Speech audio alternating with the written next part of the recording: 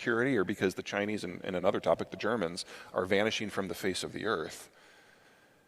And our choice is to do it within North America or not have the stuff. I would rather have the stuff. So what does this mean? So we're shifting away from Asia. You mentioned Europe having its own set of challenges. Does the world once again become America's? Does the center of the economic power shift back to North America? You could argue that it never really left, but I think what we're looking at is a lot more structural. Part of globalization was we pay the defense costs that allow your economies to advance for the first time in your history in many cases. And that's been 75 years. That's the world we all know. And specifically, we've all become used to the last 35 years where the Chinese entered the system with 1 billion workers, pushing down the cost of manufactured goods. And the collapse of the Soviet system dumped an empire of raw materials on the system at the same time. And so that 30-year period since 1990, when we've had cheaper and cheaper and cheaper manufactured goods and low inflation in commodity prices, this is like the sum total of most of our business experience. This is the most atypical period in human history. It was always going to last for a historical moment, and the historical moment is now ending. We now have to do something a little bit more normal. And in a world where you're going to get a little bit more normal, the two factors you need to look at are demographics and geography. Actually, can we bring up the map? That's a good spot. Yeah. What you're looking at here is just a map of the waterways and the farmlands of the United States. Those blue lines, the greater Mississippi, the intracoastal, all the attached rivers, that is more miles of navigable waterway than the rest of the planet combined. It's about 20,000 miles. I'm sorry, about 13,000 miles. We have the lowest cost for internal transport on the planet. And it should be lower because of the Jones Act. We basically told all foreigners that they couldn't participate in our water transport. You guys, I think, can imagine what would happen to trucking and trains and aerospace if we did that. Oh my God, what a shit show that would be. But we've done it for water. So we've taken our single biggest geographic advantage and and now water transport's only like single digits of our total transport. If we just brought that back in a meaningful way, the pressure on every other part of the transportation system would lessen. And the economic explosion we would see at any place you see blue on this map would have runaway growth, especially since we're in an environment where we need to double the size of the industrial plant. It would all go to the places that are blue. But Peter, we don't have the labor to industrialize. Oh, yeah. So, again, we can have stuff or not. That's the choice here. How we get there, that's the problem.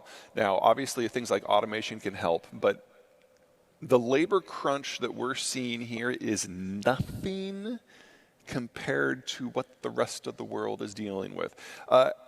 Let's put up another graphic. Can you go to the second of the bar graphs, please? One more. There we go. Okay, so this is our demographic structure here. You've got the boomers at the top. They're the ones who are retiring. On average, the boomers will have retired in the fourth quarter of this year. This is not a hazy future thing. This is the here and now. And they're being replaced by the Zoomers there at the bottom. They're the smallest generation we've ever had. So this calendar year, we're looking at a shortage of 400,000 workers. But all the Zoomers are already born. We know exactly what the inflow to the market is going to look like for the next 20 years. They're already here.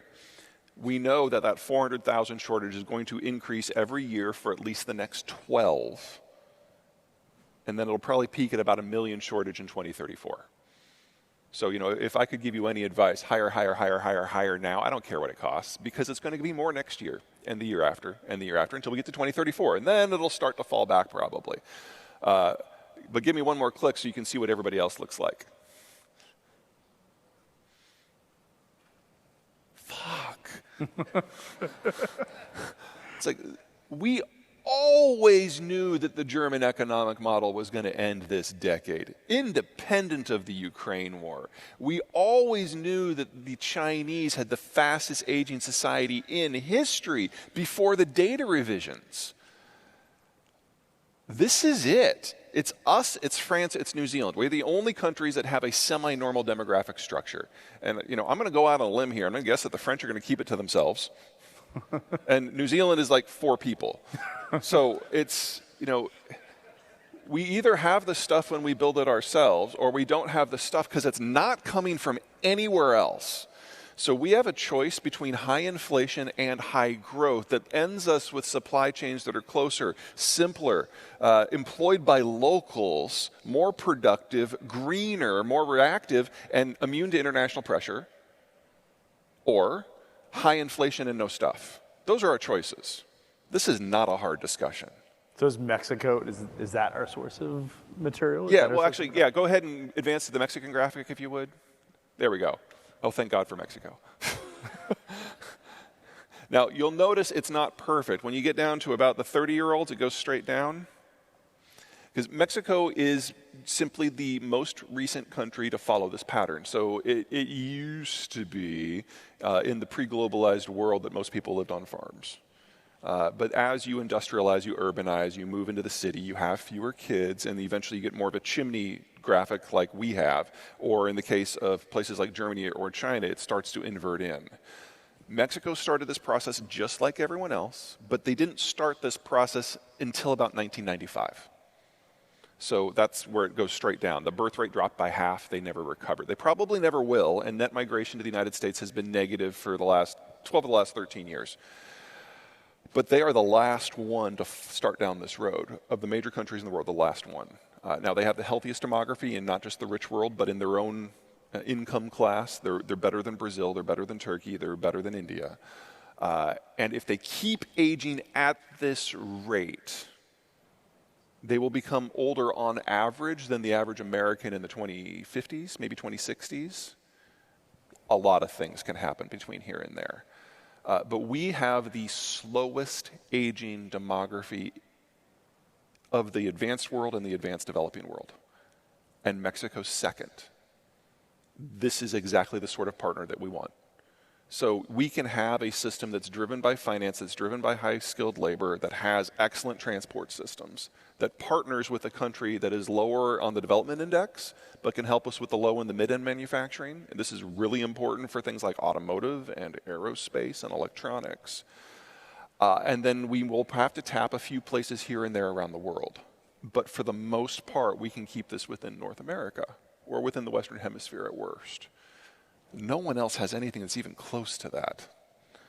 But the sort of transport you integrate with a country like Mexico, or say Colombia, which I think will do well, or Cuba, which I think ultimately will come in from the cold, is different than these massive container vessels that ply the Pacific.